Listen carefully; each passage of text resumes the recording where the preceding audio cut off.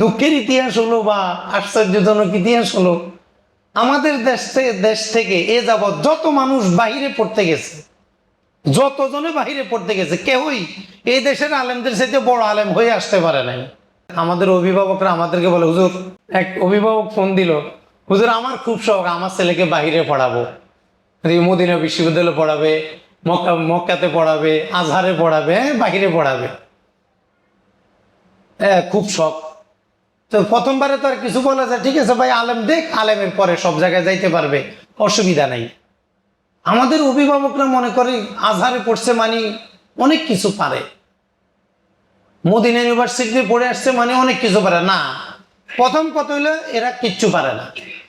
আমাদের দেশে বিদেশি ডিগ্রিধারী যত হুজুর আছে, প্রথম কথা হলো এরা কিছুই পারে না, আমাদের সাথে বেশি কিচ্ছু পারে না, একটা লাইন পারে না, একটা শব্দ পারে না। আমাদের ছাত্রদের সাথে বসতে হলে উনাদেরকে আরো 5 বছর পড়ে আসতে হবে, 5 বছর পড়ে আসতে হবে, এবং সেটা আমাদের তত্ত্বাবধানে পড়তে হবে।